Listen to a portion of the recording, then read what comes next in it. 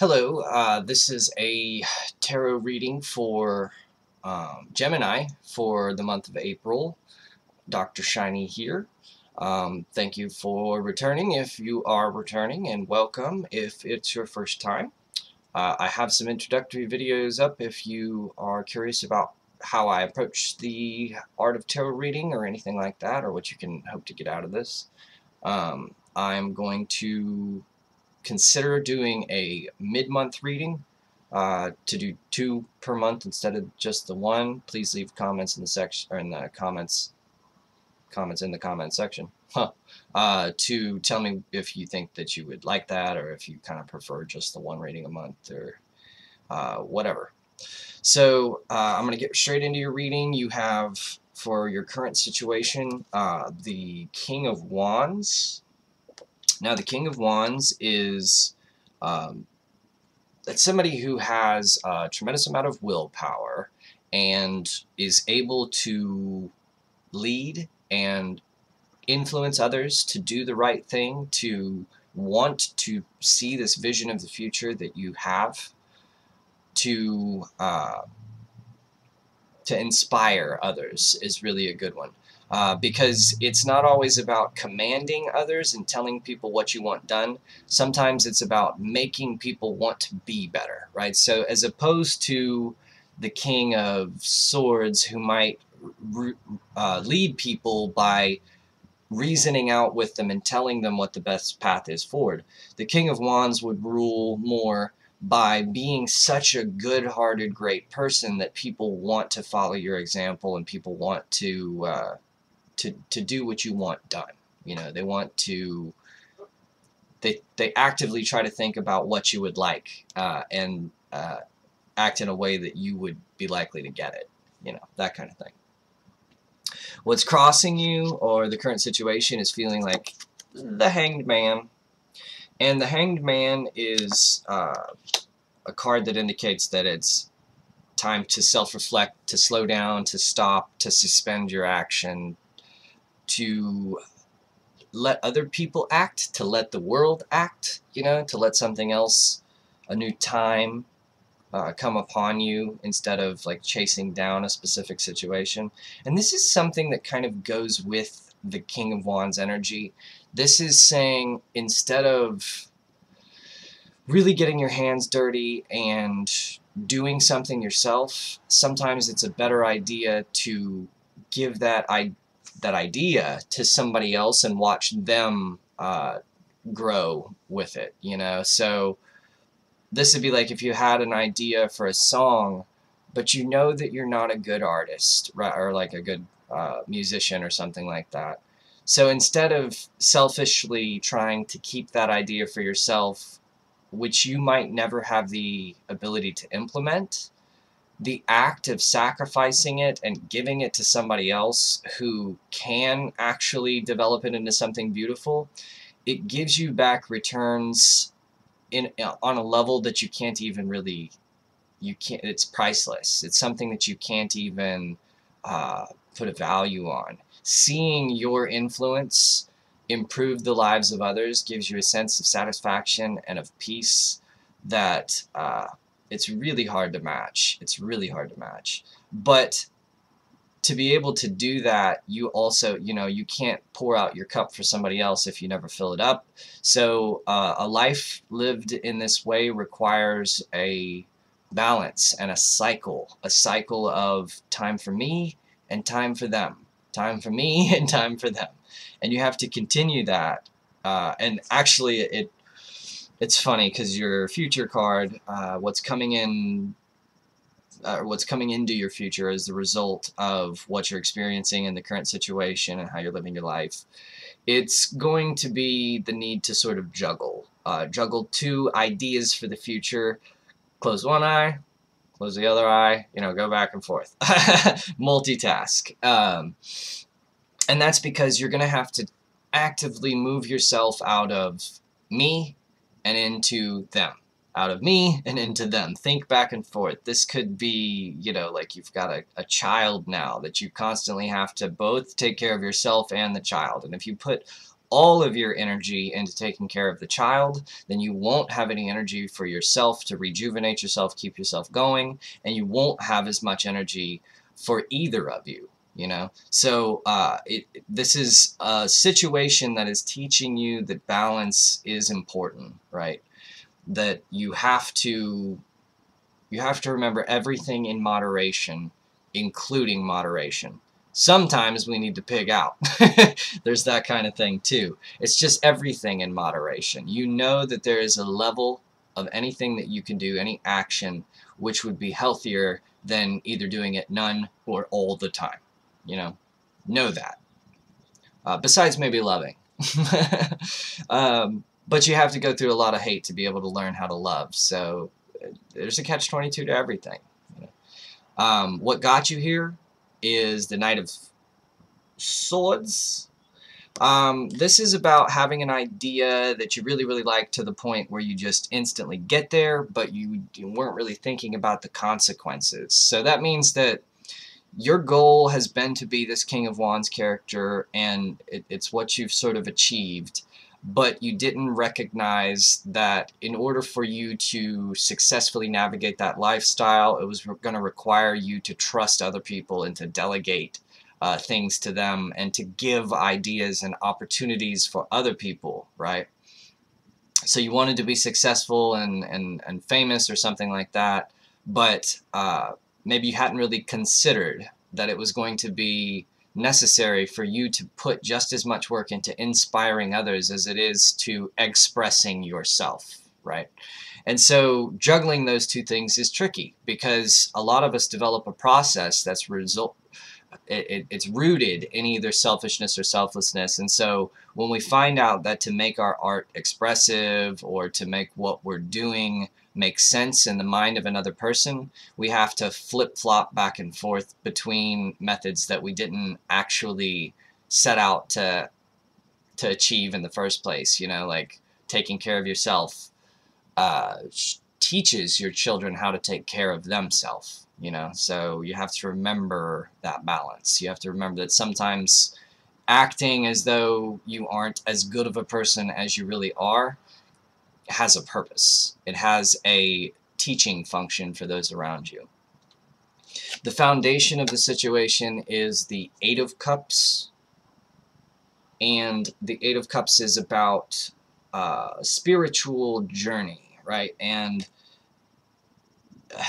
what this is really kind of saying, eights are heavily involved with structure, and yet the Eight of Cups is one that's involved with mobility and flying away and something like that. So it's not just structure. Really, fours are the structure, and then eights form this like sort of superstructure, almost like a channel. Okay, so it's like the focusing of energies or will or emotions or something like that. So what's happened is your willpower has focused to a degree that you're on a journey that it all of a sudden looks like it may be taking off and becoming something you didn't intend for it to be, but your subconscious, your mind is what set this situation up, and it has your best interest at heart. So it is best for you to sort of fly like a feather on the wind and see where your feather lands, that type of thing. That's the foundation of this situation, to sort of let what's happening happen because there's a reason for it, and you are going to learn something either about yourself or about the other people or person involved in this from the situation. You've sort of asked for this karmic cycle with your soul, with your spirit, even if it wasn't with your mind. So trust it is what the cards are asking for you. Your conscious mind, your higher thoughts, are on the Queen of Cups. And the Queen of Cups is somebody who's extremely emotionally balanced. She controls her emotional state very well, and in doing so displays a joy that is infectious, that causes people to want to emulate her or to figure out the method to her madness, what makes her tick, you know what I mean? So this is who's on your mind. This could be either somebody in your immediate environment, or this could be the attitude which you believe is ideal to portray, right? This could be the person who you are trying to be, who's actively on your mind. And It's a grand goal, to be sure, but for you to be in a position of influence, of inspiring other people to be the way that they really want to be inside, a lot of times you have to stray away from that emotional balance and allow your emotions to sort of rise up. But you always know that you're doing it with a purpose. If you recognize that somebody consistently has a bad attitude, be nice, be kind to them to a point. But when it has become excessive, when you have continuously been nice and actively been thinking about how you're feeling in the situation and not gotten mad and still been happy, and they've continued to just lash out, there comes a point in which the answer is then to blow up, to be angry, to yell, and to do it in a controlled way so that they know you haven't just lost your temper, you really have a message to tell them. You know what I mean? That's your advice, actually, really, for the current situation, is the Emperor. And the Emperor represents the idealization of the feminine energy, which ironically has also a balance of, I'm sorry, of the masculine energy, which has a balance of the feminine energy. So, in other words, what you're learning to do, the really immature version of masculinity would be saying, I can do whatever I want because I'm a man, you know? Like, that's sort of the really immature version of it. The more mature version of masculinity is saying, I can do what I want because I'm trying to teach you that you can do whatever you want if you just stop letting people walk over you. Okay? So that's the godlike version of masculinity as opposed to the immature and short-sighted, selfish version of it, right? And this is what you are trying to learn, or what you need to learn, what you need to sort of focus and temper. That there is an aspect to this that can serve you very well, even though it feels like an icky situation. It feels like something that you don't want to be in, or an attitude that you don't want to portray. Sometimes everything in moderation means everything in moderation. Sometimes there becomes a point in which your avoidance of a certain situation or emotion can trigger that situation and emotion to happen all around you and to constantly attack you. So sometimes you have to stand up and say, no, enough is enough, right? And your current environment is the Judgment card. So it may mean that you feel judgment, like literal judgment coming from people around you, that you feel as though they are maybe attacking you, but there's also, again, this energy of sort of flying above, that the process is helping you in some way. So maybe somebody at work is constantly breaking you down, and they think perhaps that they are teaching you to be better at your job or something by constantly coming down on you really hard. But in reality, you know that you're good at your job if they would just leave you alone, let you do it. But they just won't leave you alone. They keep doing it. So what they are doing is causing their own karma. They are digging themselves a hole, because they'll get more and more frustrated and try to elicit an emotional response from you, thinking they're getting your attention, right? But what they're really doing is alienating people around them. Nobody wants to be around those types of energy. And so everybody sort of turns on them gradually when they see how they're treating you and what how they're going a little too far to try to teach you a lesson or something like that. And so that person finds himself in a pickle, or a situation in which he would like the support of people around him, but everybody has turned their back. Everybody has said, you know what, you've not been doing the right thing. So that may be the energy that you need to kind of channel to be able to block out other people's BS, to be able to maintain your vision, and stay on top of the drama and that type of thing.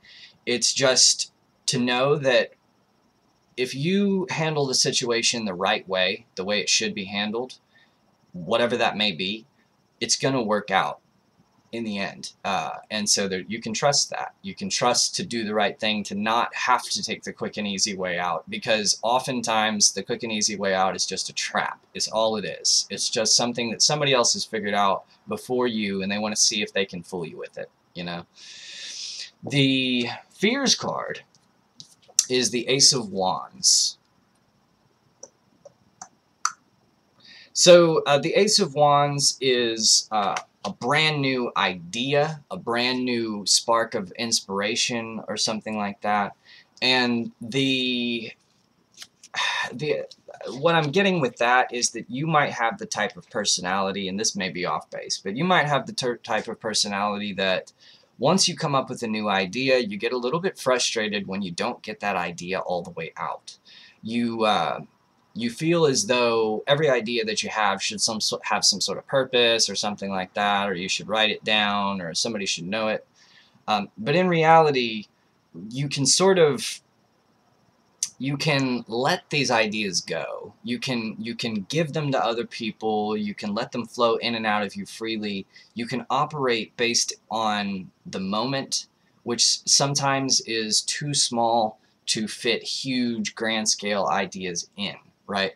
But if you write those big grand scale ideas in and reflect on them every now and then, you will automatically be moving toward those ideas, even if you're not focused on them every minute of every day. You see what I'm saying? So in other words, you have to remember to keep the now in focus completely. And by keeping the now in focus, you will start to understand what your goals really are. You know, sometimes people think that their goal is to get like a really good paying job and have a retirement account. But is that really what your goal is? Or is your goal actually to have like a happy family, right? And you've convinced yourself that you need those things to be able to get your goals. But you have to do some careful self-reflection, because we can often convince ourselves that we need so much that we never actually stop to consider what we have and how great it is and how much good we're doing for other people. You know, we can feel down on ourselves. For the overall message for you today, it is the High Priestess.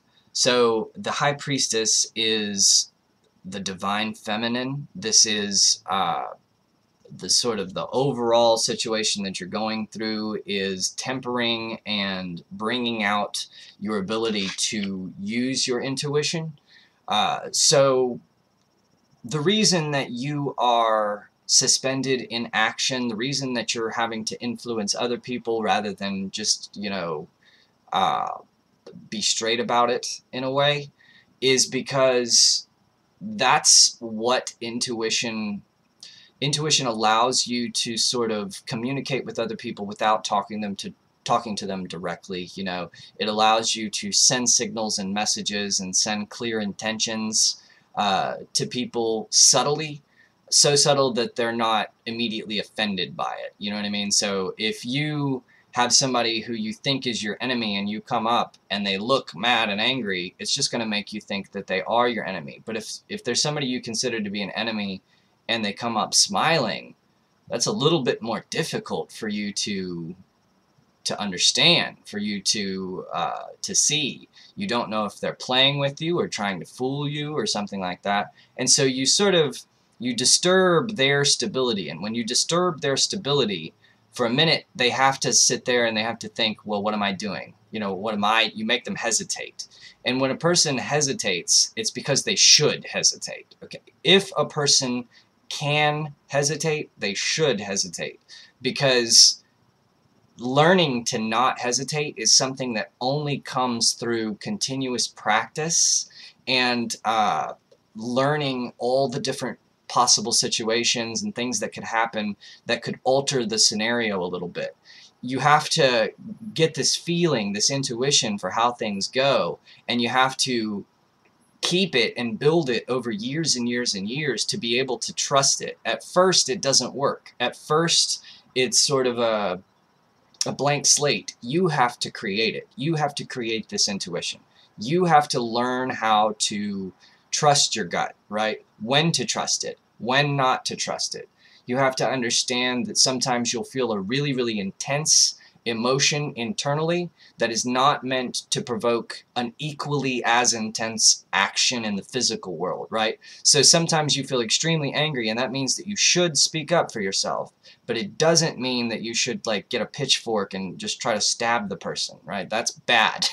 So you have to be able to temper your emotions and your feeling to be able to utilize it as a tool, you know. But anyway, a very valuable message for all of us. I enjoyed that. I hope you did as well. I hope you got something out of it. Please leave any comments or questions you have below, and I will see you guys next week, or I'm sorry, next month.